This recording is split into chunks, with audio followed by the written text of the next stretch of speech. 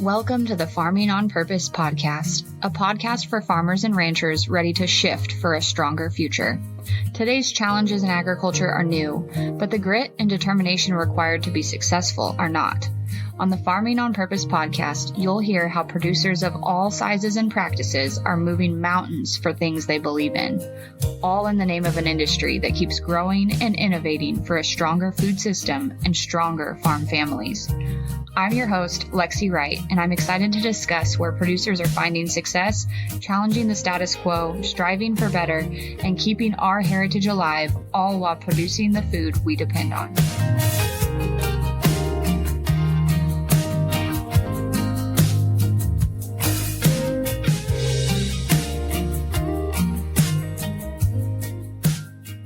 Can we take just a second to talk about your business? You already know your business inside and out. You've built something worth talking about. But when it comes to marketing, it can feel like you're stuck. You don't know what to say, where to show up, or how to turn followers into customers. I know because I've been there. That's why I created the 8-hour marketing plan class. Think of it as your personal roadmap built just for you in just one day of focused action. You bring your passion and your business know-how and use our step-by-step video process to craft your strategy to help you reach the right people and grow your business. This process helps you get around second-guessing, wasted time, and feeling overwhelmed. We create a clear plan that fits your business, your life, and gets results. You're the expert in what you do. Let us help you build a plan to show it off. Jump into the 8-hour marketing plan class at backpocketsocial.com/8 hours. That's backpocketsocial.com/8 hours. Welcome back to Farming on Purpose. Today I have Katie Hammock here with me, and I'm really excited to talk to her. She's an ER nurse in Virginia. That's right? Yep. Okay, I thought so. And after, she's also a dairy farmer's wife and a mom, and she has seen firsthand what can happen when there are farm accidents on a farm or a ranch. And this has led her to think about what would have happened if we'd been more prepared. I think this is a really important topic. I do want to give just a little bit of a pre-warning to everybody. This is a topic that I know really induces anxiety for me. So if that's you, maybe save this episode for a time when you're ready to think about it in a proactive manner, and not a reactive one. Because unfortunately, the reality is that farms can be dangerous places for the people that we love. So it's better to approach that from a proactive place. So that being said, Katie, welcome to the show. Why don't you tell us a little bit more about yourself and your farm, what you guys do? Yeah, thank you so much for having me. Like you said, my name is Katie Hammock. I live in Southern Virginia with my husband, and we have a 2-year-old toddler running around. I actually am originally from Ottawa, Ontario, Canada, and kind of found myself in Virginia to go to school and play soccer and go to college. I had full intentions of moving back home at some point, and then I met my husband, who is a dairy farmer, and those intentions very quickly changed. And so now I live on our farm full time. We're currently milking about 900 cows, and farm about 1,000 acres of corn that we use for corn silage. I work full time in our area's level 1 trauma center. So essentially, for those that don't know, that's just like a big hospital that anything critical comes to us.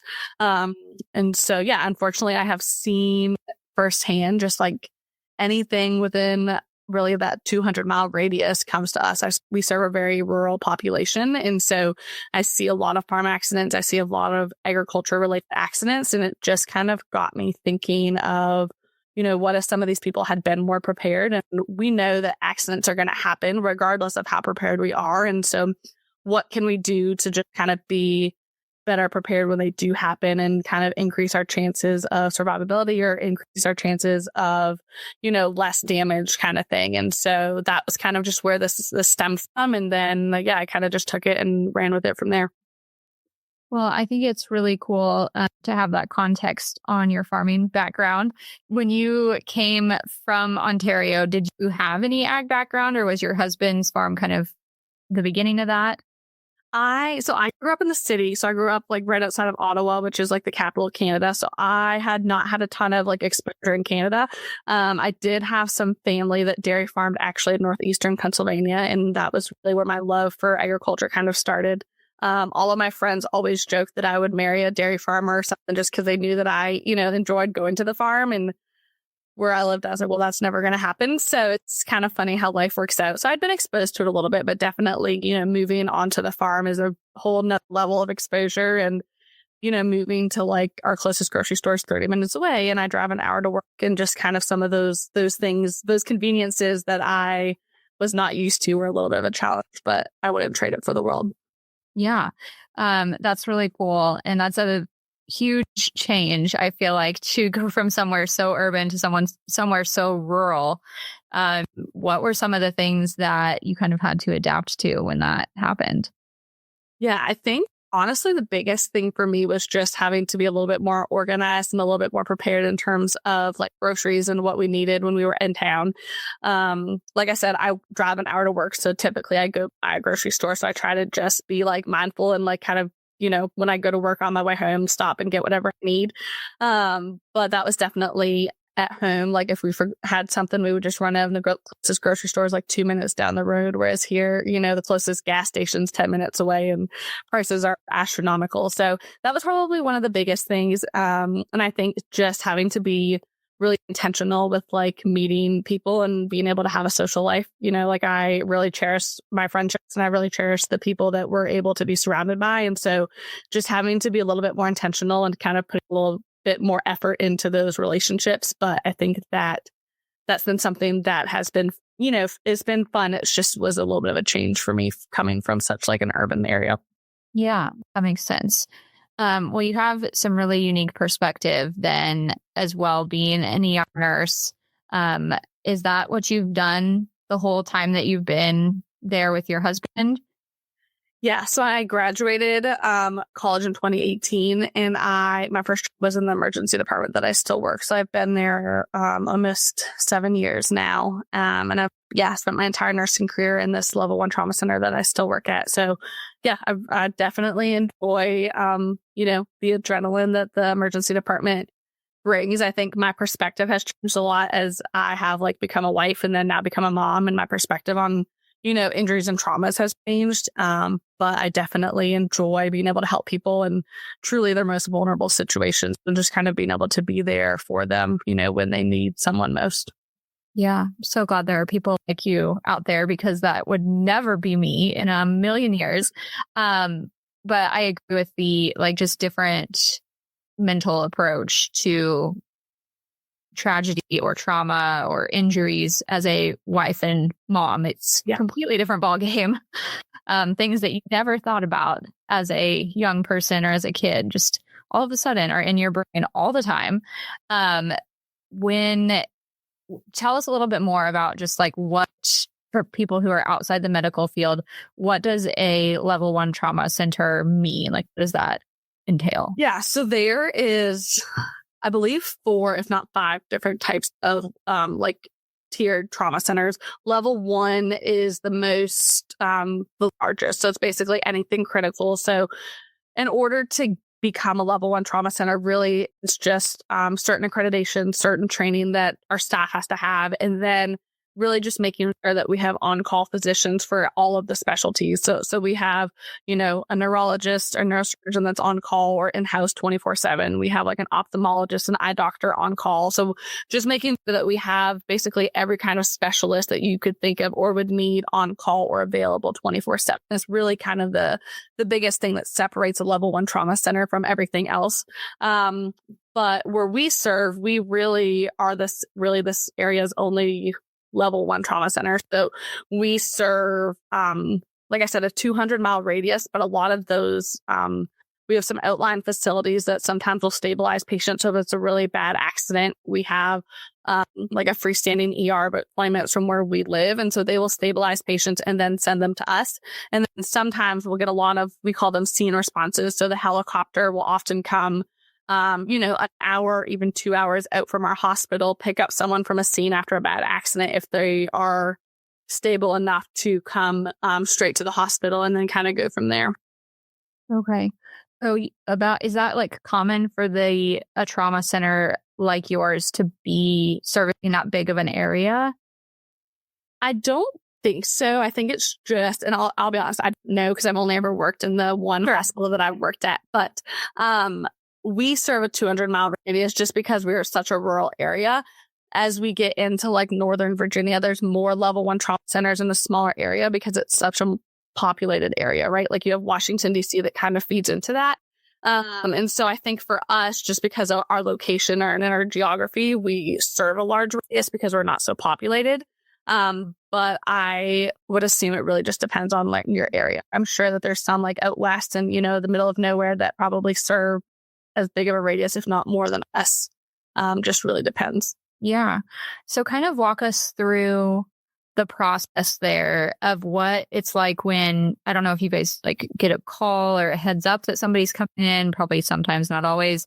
But what's that look like in the event of an accident when there's a patient coming into you guys?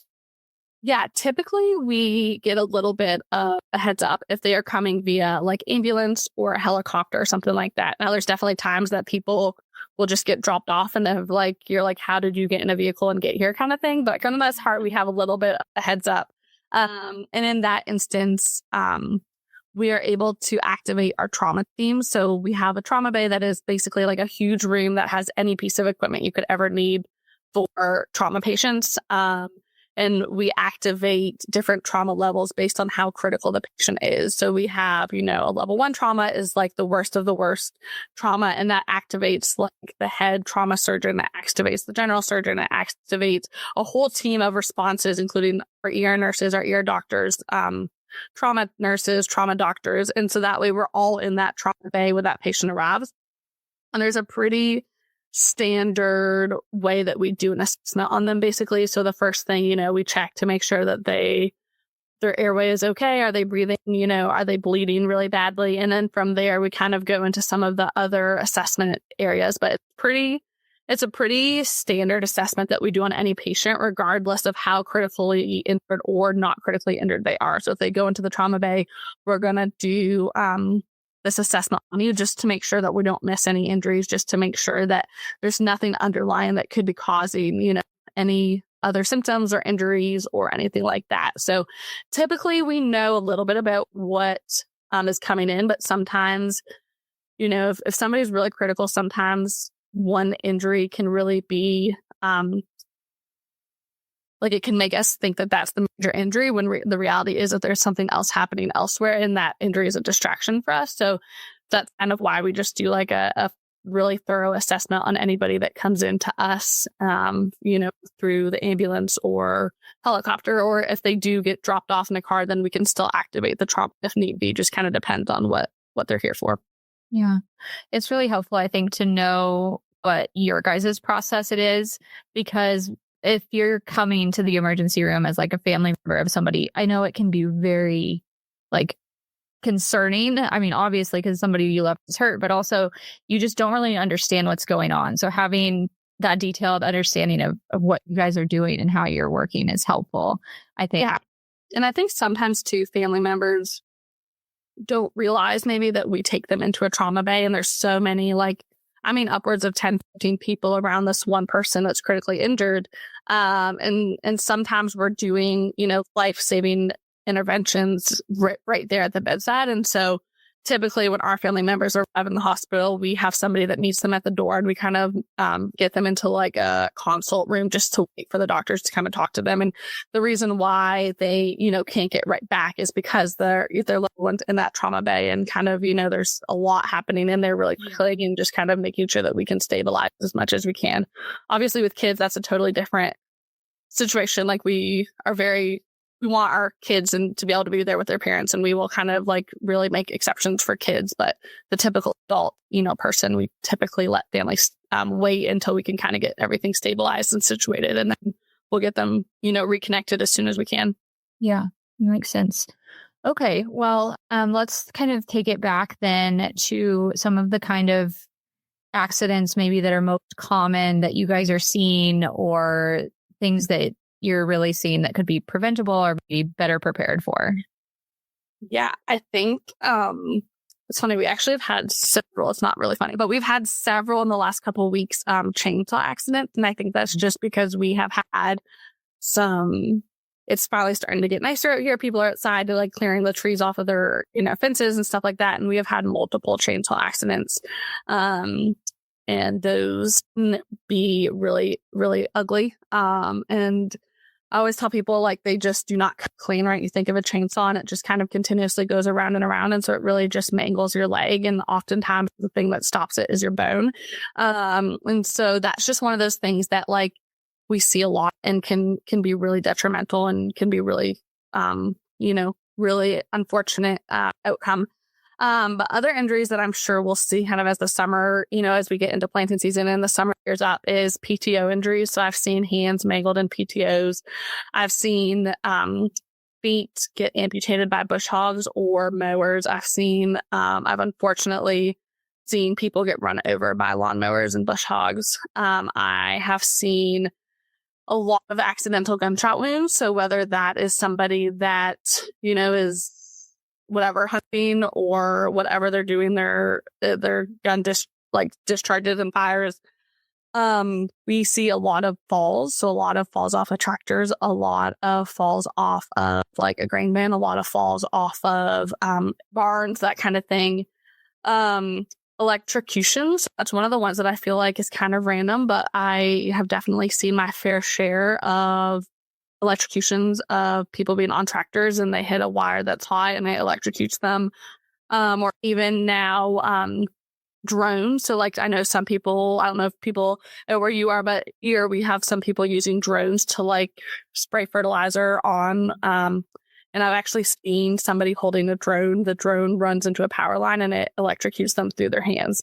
And so some of those accidents that are just like freak things, but are just kind of like the ones that come to mind of like the most commonly seen injuries. Amputations, we see a lot of amputations, which is unfortunate, but that's just like things that I see, on a weekly basis, it feels like. Mm-hmm. Yeah. And you named a lot of things that are people on the farm are using every single day, especially in the spring, summer months. Yeah.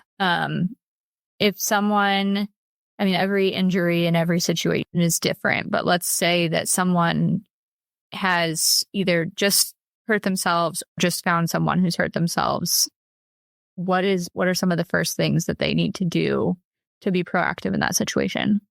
Yeah, I think first and foremost, if 911 needs to be called, that's always a good first step of just calling and getting help on the way. We have always said, like, if we can get someone we're going to just get on the road and go into the hospital as soon as we can. But obviously that is ultimately like your decision and what people feel comfortable with. And I think the other big thing is like, if there's something that we can do to save a life, basically, so the biggest thing that comes to my mind is hemorrhaging injuries or bleeding, basically what that means. And the number one thing that we can utilize is tourniquets. Tourniquets, hands down, save lives. I've seen them save number of lives in my career. And on those chainsaw accidents, if there's a lot of bleeding, you have no idea where it is, a tourniquet can be placed in less than 30 seconds and can save your life. Or that bush hog, foot amputation, a tourniquet can be placed and save your life. Or that PTO hand mangled, situation that there's uncontrolled bleeding. Again, a tourniquet's a great thing to put on and kind of stop that bleeding. And I feel like the other thing is, we have it's called Stop the Bleed, but it essentially is using gauze or quick clot. Quick clot is just a fancy type of gauze that clots your blood up to 5 times faster. And so if you have like another, like a laceration, maybe you got like stabbed with a knife, or maybe I have seen people like shoot air guns, like air nails guns into their stomach and their abdomen.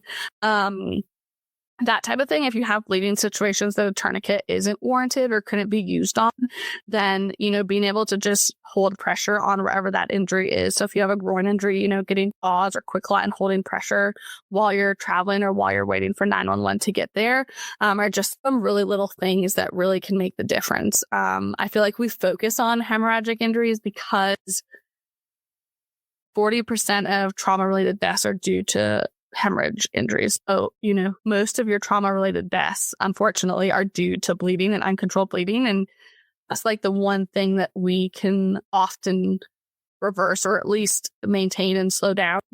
Obviously there's internal injuries and that's a whole nother ballgame, and that's not really anything that we can necessarily do. But those external bleeding injuries are often the ones that I feel like I wish people were more prepared for. And so those are kind of the ones that really can be the difference between life or death. And they say it takes 3 to 5 minutes to bleed out and succumb to your injury. So if you're waiting for an ambulance to get there, that's going to take 15 minutes and you have nothing, on hand, or you don't know what you should be doing, then that is detrimental. That could potentially be fatal. Yeah. What are some of the things that people should consider having on hand, or maybe a skill that they can practice as far as tying a tourniquet or being able to apply pressure to a bleeding wound? Yeah. So I kind of talk about 5 things that I think everybody should have on their firearm operation. The first one being a tourniquet. So tourniquets, kind of like we mentioned, are arms and legs is really when you should be using them for uncontrolled bleeding situations. They are not comfortable to be put on. They are going to hurt, but they're going to save your life, and they don't do any damage. I feel like people often think if you put a tourniquet on that you're going to lose that arm or you're going to lose sensation, and that is false. So you actually have 4 to 6 hours before any nerve damage happens with the tourniquet placed. So tourniquets are really easy. You can practice putting them on someone. So I always say, if you get one, practice on your husband, practice on your friend, practice on whoever. So that way, in the event of an emergency, you know how to kind of at least put one on. Quick clot is the second thing. That's that special type of gauze. If you don't have quick clot, just regular gauze or even a towel or a washcloth or something like that, that you can just maintain and press and maintain pressure on whatever that injury is. So those are really good for head lacerations, for groin lacerations, for kind of anywhere that you cannot use a tourniquet. So your abdomen, your neck, your face, your head, that type of thing.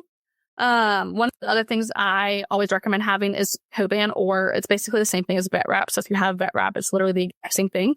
And that just allows you to maintain pressure, while you are transporting somewhere or while you're waiting or whatever. So if you have somebody that has an injury on your head, you could put quick clot, you could put a washcloth, you could put whatever you have to initially push that pressure on, and then you could wrap the Coban or vet wrap around it to maintain the pressure on that injury until you hopefully get somewhere or someone gets to you. And then a couple other things that I always recommend having that we haven't really touched on too much yet is a whistle. This is a super random one, and honestly one that I hadn't even thought of until I had a patient come in that used a whistle literally to call for help when they were on the ground after a fall and they didn't have cell service. And so just exactly for that reason, that if you had a tractor rollover, you fell on off your tractor and broke your hip and you don't have cell service, you can't get up, oftentimes people don't notice that someone's gone until they don't come in for dinner or something like that. And how long have they been on the ground? So a whistle is a good item just to be able to call for help in those situations. And then the last one I have is a CPR shield. And so that again is more of a medical, not necessarily trauma, but we see a lot of people, unfortunately, that have cardiac events and go into, cardiac arrest and code that are farmers that are at a higher risk for cardiac events. They're at a higher risk for heart attacks. And so we know that. And I've seen, countless number of people working in a hayfield on a really hot summer day that, they end up coding and they end up not having a pulse, and CPR has to be performed on them. And so I think knowing CPR is huge. If you don't know CPR, I very much recommend everybody at least be able to do basic CPR. And then that CPR shield basically just is something that goes over their mouth and it allows you to perform rescue breaths safely and efficiently. And so I think those are kind of the 5 things that we can really make a difference in, and the 5 things that can be like actually life-saving interventions when something has, gone tragically wrong, on the farm. Yeah. Those are not things that are big. Like those things would fit in a Ziploc bag that you could throw in every tractor, in every feed truck and have with you, or at least hopefully close by. Yeah, absolutely. And I actually have them all together in a kit. I have 2 different types. One of them is like called a farm emergency kit. It has all 5 of those items plus 5 more items that I feel like just would be beneficial to have.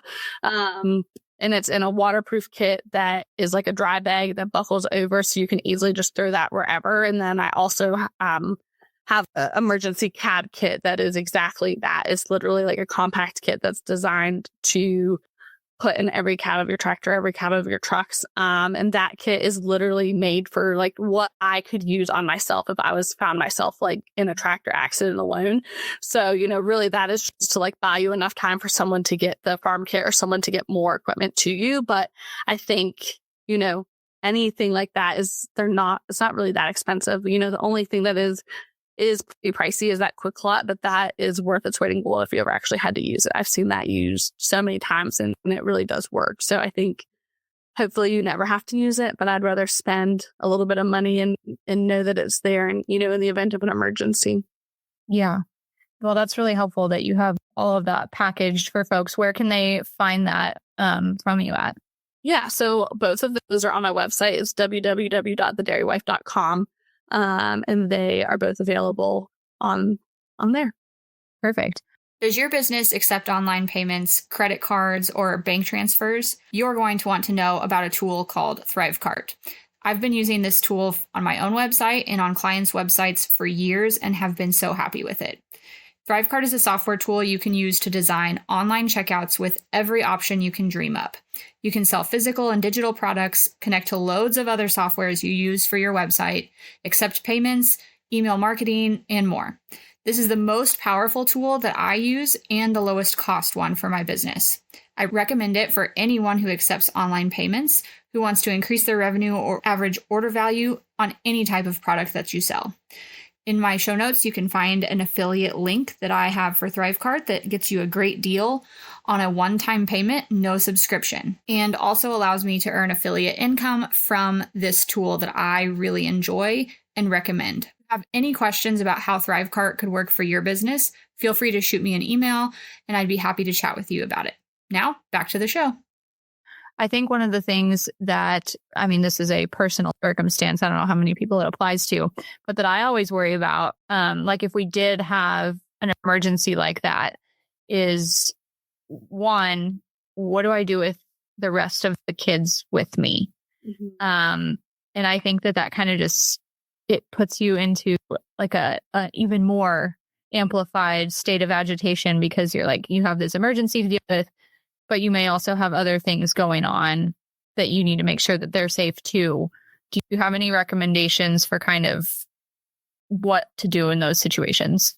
I think the biggest thing is just starting that conversation and thinking about it and like coming up with a plan that maybe works for you and your family. And that's going to look different for everybody based on how old your kids are, how, much you trust your kids or don't trust your kids, how much help you have around. Like I know for us, my child's 2 and he is not big enough to really be able to just tell him to stay there and he's going to stay quite yet. And so we actually had a medical, situation not too long ago, and I dropped him off at my mother-in-law's and kind of went to help, whoever needed the assistance. And so I think just having like a plan in place, and ultimately like you have to do what you have to do, right? Like if you are between like a life or death situation and your kids like are in tow and you make it work, you figure it out, and whatever that looks like, you will figure it out. But I think just trying to have a little bit of a plan, or realizing like, hey, if we really did have a farm emergency on our farm, like what would that look like and what would we do? And if your kids are old enough to know like where your first aid kit is or where your farm emergency kit is, and you can have them involved in some of those ideas or some of those plans, and that kind of gets their mind off of like what's actually happening and gives them like a task to do that kind of keeps them occupied. Yeah. I think having some of those decisions made ahead of time just is so helpful if you are someone who struggles like reacting in the moment or, freezing of having discussed what the possibilities are of like, here's what we need to do next. Here's where the kids are going to go. Here's who needs called, that kind of stuff. Yeah. And I mean, it is like research has proven that like your brain like actually does freeze. That fight or flight thing is real. Like your amygdala gets a cascades of hormones in the event of an emergency. And so you either shut down or you go. And so, in the event that you shut down, like being the more that you can prepare and the more that you can practice something makes you feel more comfortable for that event that actually does happen. Yeah, absolutely. Well, it's nice to have like a resource kit. We talked about learning CPR. Are there any other things that maybe we should be practicing or be doing to prevent or be prepared for injuries as adults, or even maybe teaching kids that they can, do some of those steps like you mentioned? Yeah, I think one of the other things that comes to my mind is preparing and knowing like where your fields are and knowing like how you're going to direct someone to get there. So like for us, like our fields are all named after the people that like lived there like 300 years ago. Right. And so if I call 911 and that's the only name that I know, they have no idea what I'm talking about. So what is like the actual either 911 address or what are the GPS coordinates to that field that can help, them actually find your location.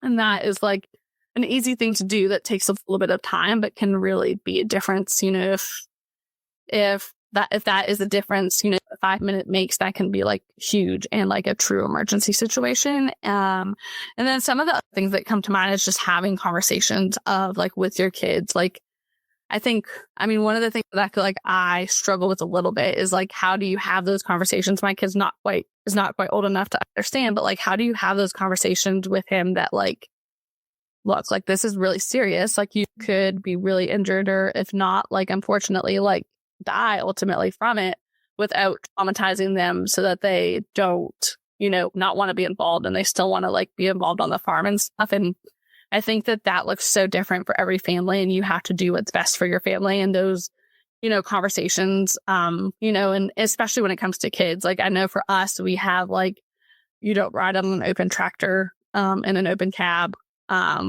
We don't let our son ride on a lawnmower. And those are purely because of my personal experiences, because I have seen a kid, my child's age, get run over by a lawnmower. And so that is like a hard no for us. But again, like everybody makes those decisions and what you're comfortable with and what you feel like your kids are comfortable with and what you feel like they can do. And I think just like whatever that decision is, like having conversations so everyone on the farm or in your family is on the same page and you kind of know like what those rules are and how you want them to be involved, or, whatever that looks like for you. Yeah. You hit the nail on the head with both of those things there, because I'm thinking like pastures that I check in the summer, I have no idea what road those are on or anywhere to tell people how to get to them. I just know how to get to them myself. That's taken me like 5 years of being married to finally figure out everything is. Yeah, that's a really good tip to at least be able to direct other people there. And then what you mentioned there about like trying to explain to kids when there's a serious thing, like these are the rules and these are why we have those rules, can be really hard because you don't want to put any kind of anxiety on them for, unnecessarily, because they're kids and but they do need to understand the seriousness of what can happen. Walking that line, I think, can be hard, but yeah, you don't have to do it just once. I think it maybe the tip there, like you get to have more than one conversation with your kids about this. So if you go too far one way, one day, try again the next day and do a different approach. Absolutely. And even just little things, of like when you're riding in a tractor, be like, oh, we're going to wait till it stops till we get out, or, just kind of like having those conversations at a young age. And hopefully, I don't know, I'm hoping something will stick at some point and he'll kind of get it as he gets older, but for sure. I think that's another thing that's maybe like a misconception about farm parents is, we expect a lot of us expect like pretty instant obedience when we tell a kid don't touch that or stay back and things like that. And that can be perceived as very strict or very, harsh to people who aren't around those kinds of dangerous situations every day. Yeah. I'm really hard for my kids to understand too. Yeah, absolutely. I've had that conversation with some girls at work of just like my no, like as my child gets older, especially, but like my no has to be no, because like, if we're chopping corn and like he's trying to go towards the chopper that's running, like my no has to be no. Whereas like their no, obviously they want it to be no, but like their no doesn't necessarily mean the difference between life or death or like life and a serious injury. And so I think, yeah, like you said, like, I don't want to say we and clump everyone together, but I do feel like on the farm, like you have to discipline a little bit differently. And again, that's like a whole nother topic that is everybody's, individual, what works for your family. But like our kids have to know that like no means no, and these are the rules, not because we're trying to be mean, but because like we're really trying to keep them safe. Yeah, it's definitely made me think about the language that I use when I talk to my kids, and maybe it makes me a little bit more lenient in other things because I'm like, oh, I don't want to be saying no all the time. I want my no to really mean something, because if I have to use it, it needs to be instant. Yeah, absolutely.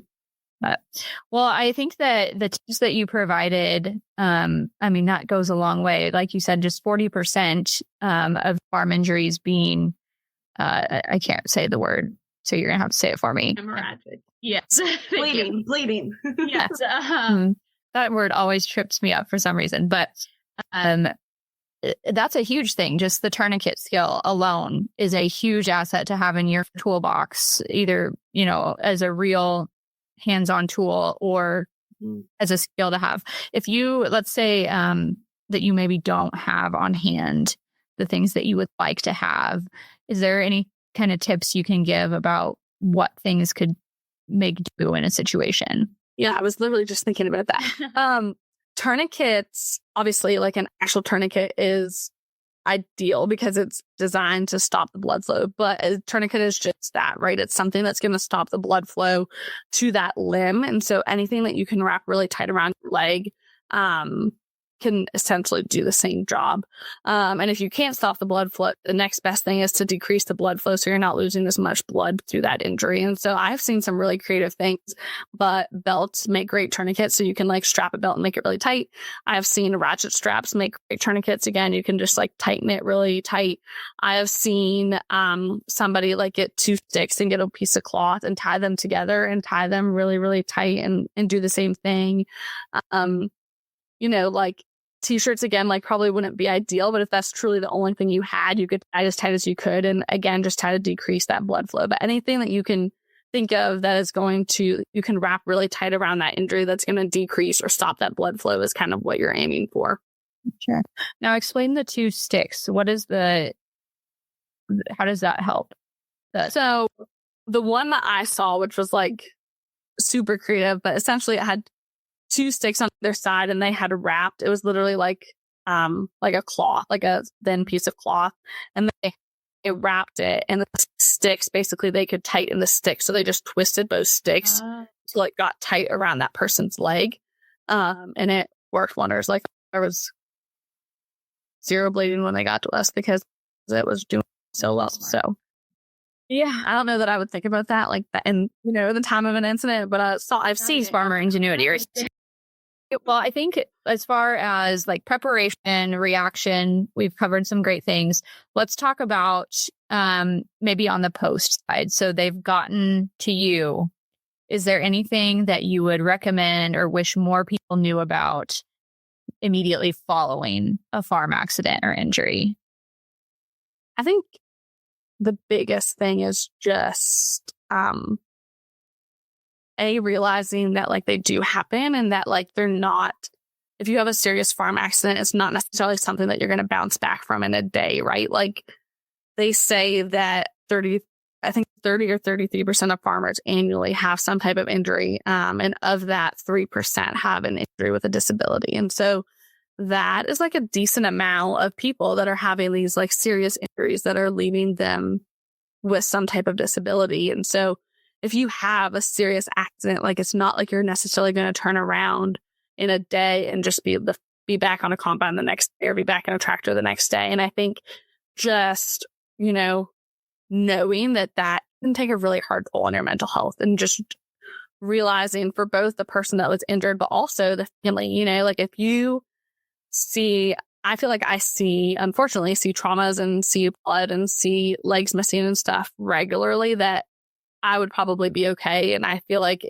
it maybe wouldn't affect me the way that it affected some other people. But I always tell people, like, if the average person walked into our emergency department and saw some of the stuff that came into our trauma bay, they would be traumatized, because it is terrifying and it's scary. And so I think for both the injured, person, but also like the family member that maybe has witnessed this accident, maybe was the first person on scene, or even just having to be there for them. I think, I always say, like, I feel like I'm doing a disservice if I don't mention mental health, just because I feel like it can be such a challenging thing to overcome a farm accident and a farm injury. And just, farming is farmers' livelihoods. And so when you take that away from somebody, it can really be challenging mentally and physically to kind of get over that. And that looks different for everyone. I'm not a mental health professional, so I'm not going to dig into that. But I think just like knowing that is a possibility, that there's resources out there. There's hotlines, there's farmers hotlines. You can go to an emergency department if there's any, concern about your mental health. But I think that's one of the things that sometimes people forget about. They think they have an injury and they're like, okay, we survived the injury, we're here, and now we're just going to go back to life as normal. Life doesn't always go back to normal right away. And that's okay. Like, you have to take it on your own time, and eventually you will get there. But I think that journey on the other end looks different for every person and every injury and every family member. Yeah, that's great to call out. And so often it is every family member, because other people have to step in to make the work happen. Still, which is, the farm still has to go at some point, and so it's just, maybe that's putting more on somebody else or friends stepping in or whatever, but the farm still has to farm, whether, you're there or not. And there's so many emotional pieces that go along with that on all sides. And I know there's a lot of folks that might feel guilt or shame because of negative feelings, if somebody gets hurt and they have to take on more, or they get hurt and they're watching their spouse take on more. That can be a really hard thing to do. Like you said, aftermath is just as important to survive as well as the tragedy itself. Okay. Well, I think that covers all the questions that I had thought of. Is there anything that I didn't ask, or that you just wish more people understood or knew about, that you can share from your experience? I think the biggest thing is just bringing light. And I think that, like, having these conversations is a good way to start the conversation between other people. And, it really is not necessarily a matter of if a farm accident is going to happen at your farm, but really a matter of when that's going to happen. And we might be lucky and that farm accident is not a serious accident. It might be something major that we can put a Band-Aid on or get a couple of stitches. Or it might be like life-changing, life-altering accident. And so, like, just being prepared for when that farm accident does happen, and knowing that they really do occur. Like, all of these things that I talk about, happened within a couple hours of where I live. And that in itself blows my mind sometimes, that the amount of stuff that I see on a regular basis. And I'm like, if someone could spend a week with us in the emergency department, their entire perspective would change of how fast life can truly change. And I think just kind of bringing awareness to the topic is step one. Yeah. Well, I appreciate all of the work that you are doing on that. Because we need it. We need that pause to slow down. The work is always going to be there, but you need the people you love with you to be there too. Tell us one more time where we can find your safety kits and any other resources that you've got. Yeah, so I have both the farm emergency kit and then the cab kit, and they can both be found on my website, www.thedairywife.com. I also do workshops and do speaking engagements. So if that's something that anyone is interested in, leading basically how to work through any type of injury that we have, or how to use the items that we talk about And then mostly you can find me on Instagram at the Dairy Wife. Is kind of where I am the most part. Awesome. Well, thank you so much for sharing your insight today, Katie. Thank you so much for having me.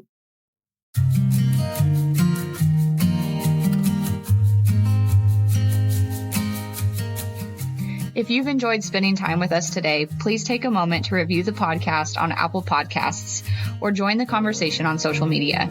Do you have a topic you would like to discuss or know someone with a story to share?